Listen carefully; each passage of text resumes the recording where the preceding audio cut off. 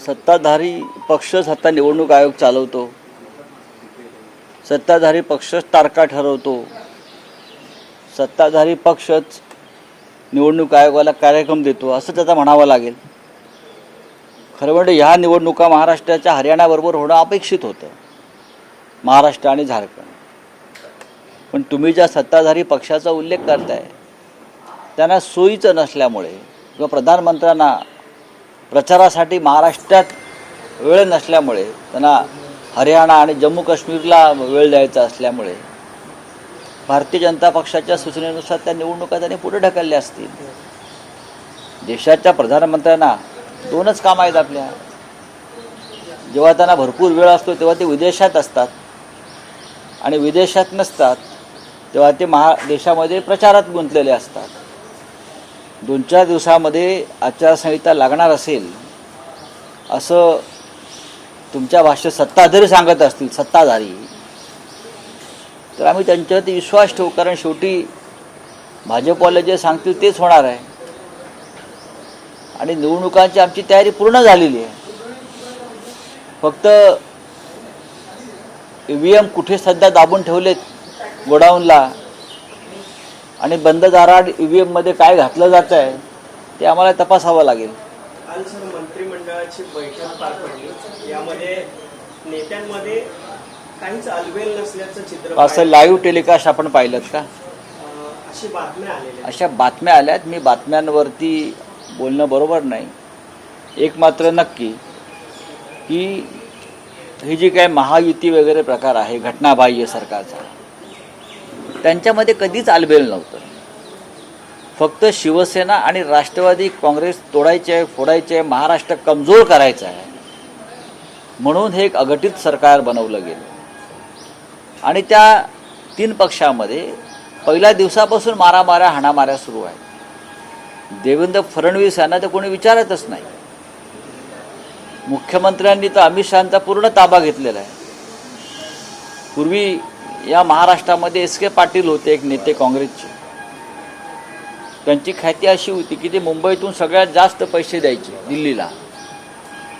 त्या सगळ्यांचा रेकॉर्ड सध्याच्या मुख्यमंत्र्यांनी तोडला असं दिसतंय मला. त्याच्यामुळे अमित शहा हे फडणवीसांपेक्षा सध्याच्या मुख्यमंत्र्यांच्या प्रेमात पडलेले दिसतात. पण हे प्रेम नसून अफेअर आहे, लक्षात घ्या. ते कधी तुटू शकतं. सर, लाडकी बहीण योजनेसंदर्भात मुख्यमंत्री आणि उपमुख्यमंत्र्यांना कोर्टाने नोटीस बजावली आहे. ही जी योजना आहे ती राजकीयदृष्ट्या प्रेरित असल्याचं कोर्टाचं म्हणणं आहे. नक्कीच राजकीयदृष्ट्या प्रेरित आहे, मी सांगत नाही. हे मुख्यमंत्र्यांचे नेते, मुख्यमंत्र्यांचे नेते सध्याचे नरेंद्र मोदी सांगतात. झारखंडमध्ये जी लाडकी बहीण योजना आहे ती कशी फ्रॉड आहे, भ्रष्ट आहे, बरं का, कुचकामी आहे आणि राजकीय दृष्टीनं प्रेरित आहे. हे देशाचे प्रधानमंत्री जेव्हा झारखंडला सांगतात तेव्हा तीच योजना महाराष्ट्रात चालू आहे. म्हणजे झारखंडला एक न्याय आणि महाराष्ट्रात दुसरं असं होऊ शकत नाही. प्रधानमंत्र्यांवरती विश्वास ठेवला पाहिजे. मंत्रिमंडळाच्या बैठकीत अजित पवार आणि मुख्यमंत्री एकनाथ शिंदे यांच्यात वाद झाल्याची माहिती समोर येते आहे. बघा, ही माहिती समोर आलेली आहे. खरं म्हणजे तुम्ही आतमध्ये लाईव्ह कॅमेरे बसवले पाहिजे, म्हणजे यापेक्षा भयंकर माहिती समोर येईल. कोणाचाही पायपोस कुणाच्या गळ्यात किंवा पायात नाही अशी परिस्थिती आहे सरकारची. मी मगाशीच सांगितलं, हे सरकार पहिल्या दिवसापासून एकमेकाच्या छाताडावर बसलेलं आहे. 3 पक्ष. अमित शहाना फक्त महाराष्ट्र कमजोर करायचा आहे, मराठी माणसाला कमजोर करायचा आहे म्हणून त्यांना राष्ट्रवादी काँग्रेस आणि शिवसेना त्यांनी तोडली आणि त्या एका उद्देशानं त्यांनी हे सरकार स्थापन केलं. असं सरकार हे एक जीवानं एक दिलानं कसं काम करेल?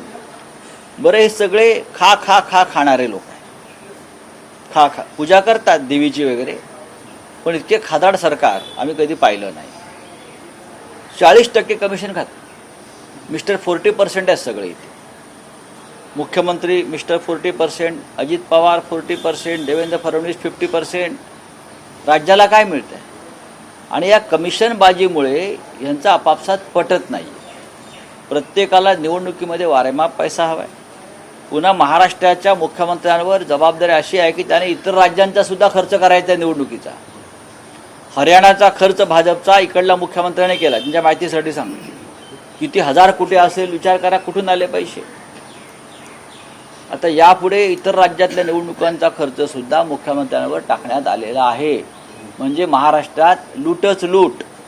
राहुल साहेब, दसरा मेळावा शिवाजी पार्क मध्येच होऊ शकतो, कारण काल पाऊस पडलेला आहे, चिखल आहे, तिथेच होईल की व्हेन्यू बदलला जाईल? अजिबात नाही. दसरा मेळावा परंपरेनुसार शिवतीर्थावरच होईल. पाऊस पडून गेलेला आहे आणि आज दिवसभर आम्ही प्रतीक्षा करतोय, ऊन पडेल. आणि आपण जर जाऊन पाहिलं तर सकाळपासून तिथे कामाला सुरुवात झालेली आहे. उद्या माननीय उद्धव ठाकरे देशाला आणि महाराष्ट्राला संबोधित करतील आणि उद्या शिवतीर्थावरून निवडणुकीचं रणशिंग नक्कीच फुंकलं जाईल. राहुल साहेब, हरियाणाचे काँग्रेस अंतर्गत पडसाद आणखी उमटताना दिसत आहे. राहुल गांधी यांनी स्थानिक काँग्रेसच्या नेत्यांना पैलावर घेतले की जो काही एकूण गटबाजी किंवा ज्याचा फटका बसलेला, तर त्याबद्दल काय सांगा? मी त्याच्याबद्दल कसं काय सांगणार.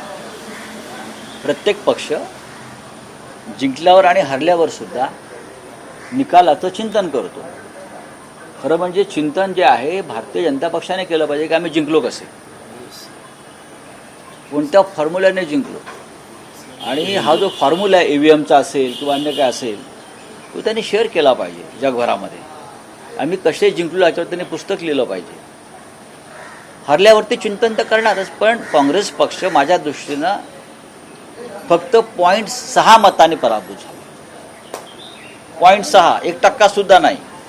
आपण त्यांची मतं पाहिली तर काँग्रेसची मतं 13% वाढलेली आहेत आणि 0.6 मतांनी काँग्रेस पक्ष हरला. पण मला आश्चर्य वाटतं आहे, फक्त भाजपला 0.6 मतं जास्त पडली आणि 30 जागा वाढल्या.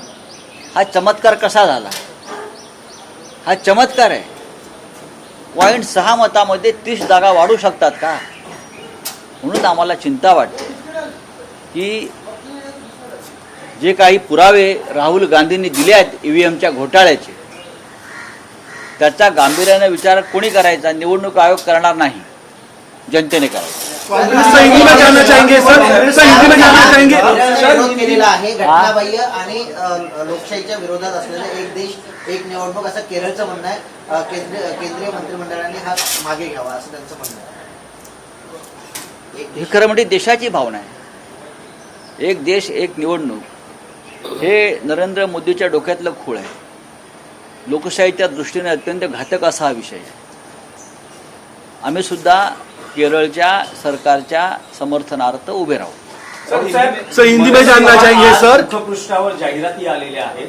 त्यांनी असं म्हटलेलं आहे की चला पूर्वीसारखा राजकीय सुसंस्कृत आणि सर्व राज्यांपेक्षा प्रगत महाराष्ट्र घडवूया. हे त्यांनी उद्या पॉडकास्टच्या माध्यमातून विजयादशमीच्या मुहूर्तावर राज ठाकरे नागरिकांशी संवाद देखील साधणार आहे. सुसंस्कृत प्रगत महाराष्ट्र जर कोणाला घडवायचा असेल एखाद्या नेत्याला, तर सगळ्यात आधी त्यांनी सध्याचं घटनाबाह्य आणि भ्रष्ट सरकार, अनकल्चर बरं का, सैतानी सरकार भ्रष्टाचाराच्या बाबतीत, त्याचे गोडवे गाणं बंद केलं पाहिजे. जर खरोखरच या राज्यातल्या नेत्यांना सुसंस्कृत राज्य परत बनवायचं असेल तर नरेंद्र मोदी आणि अमित शहाची चाटुगिरी बंद केली पाहिजे. मी सगळ्यांविषयी म्हणतोय, ज्या दिवशी या महाराष्ट्रातले नेते दिल्लीतली सध्याची चाटुगिरी बंद करतील आणि ठामपणे उभे राहतील या लोकांविरुद्ध, त्या दिवशी महाराष्ट्र पुन्हा संस्कारी, सुसंस्कृत, संयमी बरं का आणि वैभवशाली बनायला सुरुवात होईल. सर हिंदी में सवाल ले लीजिए. कुछ कैबिनेट में ताबड़तोड़ डिसीजन लिए जा रहे हैं आचार संहिता लगने से पहले. कल मौलाना आजाद का जो कैपिटल है वो बढ़ाने की बात हुई. मदरसों में जो टीचर्स हैं चुनाव के पैसे बढ़ाने की बात हुई. और भी बाकी चीजें हैं, क्या कहना सर? बाकी चीज़ें बहुत है, लेकिन चुनाव कभी भी वहाँ घोषित हो सकते हैं. तो ये जल्दबाजी तो होती है. केंद्र सरकार ने भी की थी, अब राज्य सरकार करेगी. तिजोरी में पैसा नहीं है, फिर भी घोषणा की बरसात, बारिश हो रही है. लेकिन जनता हमारी जो है महाराष्ट्र की इतनी मूर्ख नहीं है. उनको पता है ये कब और किस लिए हो रहा है, चाहे लाडली बहन योजना हो, चाहे आपने जो कहा मौलाना आज़ाद इंस्टीट्यूट के बारे में हो, ये सब चुनाव का गणित चल रहा है। सर जो मदरसे में टीचर्स हैं उनकी भी सैलरी बढ़ा दी गई। तो ये जो अंधभक्त है, मेरा सवाल है उनसे, क्या ये वोट जिहाद नहीं है? ये वोट के लिए क्या है ना, लाडली बहन हो, देखिए बढ़ना चाहिए वेतन। जो पढ़ाता है, हाँ, जो स्कूल में या बच्चों को पढ़ाता है उनको पगार मिलना चाहिए, वेतन मिलना चाहिए, ठीक से मिलना चाहिए। लेकिन क्या अगर ये हम लोग करते तो बोलते वोट जिहाद है। तो आपने क्या किया है? हरियाणा सुप्रीम को लेके जिस तरह से एविडेंस दिए हैं राहुल गांधी ने, सब किस तरह से देखते हैं? क्या देखेंगे, यही तो सही है। 0.6% वोट भाजपा को ज़्यादा, ओनली 0.6, एक 1% भी नहीं है। और उनकी 30 सीटें ज़्यादा, 30 सीटों में उनको फ़ायदा हो गया है। 0.6 में 30 सीट कैसे ज़्यादा उनको जिता सकते हैं? गड़बड़ तो है। राहुल गांधी जी ने जो एविडेंस दिए है उसके ऊपर अभी विचार कौन करेगा? चुनाव आयोग तो सबको चुना लगाते हैं। जनता ने सोचना चाहिए हरियाणा में क्या, कैसे और किसने किया, और महाराष्ट्र में ये लोग क्या करना चाहते हैं। लेकिन अब महाराष्ट्र में इस प्रकार के घोटाले नहीं होने चाहिए। सर आपने परसेंटेज की बात की, कल कैबिनेट मीटिंग में 10 मिनट में अजीत पवार उठ के चले गए, आपस में झगड़े, कोई आपस में झगड़े, परसेंटेज की भी बात करी आपने। आपस में झगड़े होते रहेंगे और ये परसेंटेज के झगड़े हैं। 40% ये जो पूरे फंड्स है, जो उनकी बरसात, उसको 700 करोड़, उनको 800 करोड़, उनको 500 करोड़, ये बादशाह जो बैठे हैं हमारे मंत्रालय में, ये जो पैसे बांट रहे हैं 40% पहले काट कर लेते हैं ठेकेदार से, चाहे ठेकेदार को बाद में उनका भुगतान मिले या न मिले, लेकिन 40% उनको पहले मुख्यमंत्री को, दो मुख्य उप मुख्यमंत्री, फिर उनके सभी जो नीचे के चेले चपाटे, ये पूरा 40% का मामला चल रहा है, इसलिए झगड़े चल रहे हैं। सर हरियाणा चुनाव में मुख्यमंत्री, आपने कहा कि पैसे मुख्यमंत्री को लगाना पड़ रहे हैं इस तरह से। हाँ, पैसा तो, पैसे क्यों? हरियाणा का चुनाव का खर्चा यह महाराष्ट्र के मुख्यमंत्री ने किया। आपको यहाँ मुख्यमंत्री बनना है तो सभी राज्यों का चुनाव का खर्च करिए, और यहाँ से लूटमार करके पैसा भेजा जाता है। अब झारखंड में चुनाव होगा और किसी राज्य में होगा, तो पूरे जिम्मेदारी महाराष्ट्र के ऊपर है। लूटो और दिल्ली में भेजो, यहाँ चोरी करो, जनता को लूटो, दिल्ली में भेजो थैली सब। चलो, थँक यू। दसऱ्याच्या मुहूर्तावर महाविकास आघाडीचं जागा वाटप जाहीर होईल, पण आता उद्या दसरा आहे, अजूनही सीट शेअरिंग संदर्भात बैठका सुरू आहे. बैठका संपलेल्या आहेत. आपल्याकडे चुकीची माहिती आहे. कालच आम्ही माननीय शरद पवार साहेबांकडे बसलो होतो आणि काही विषयांवर चर्चा झाली. माननीय उद्धव साहेबांशी चर्चा केली. असं आमचं ठरलं साधारण की 200च्या वर जागावरती एकमत झालेलं आहे. 210 साधारण. तर त्या जागांची यादी आम्ही जाहीर करू. त्यासाठी मुहूर्ताची गरज नाही कोणतेही. आमच्या महाविकास आघाडीसाठी रोजच 3.5 मुहूर्ताचा मुहूर्त असतो. त्याच्यामुळे आमच्याकडे आमच्या याद्या तयार आहेत. आता पाहू कसं काय. सर आपने कहा दशहरा से पहले जाहिर कर देंगे. कर देंगे. नाही नाही, बघू ना आता. आता अजून काही शेवटचा आज फिरू आणि जाहीर करू. सर हिंदी में नहीं बोला है. छोड़ो यार.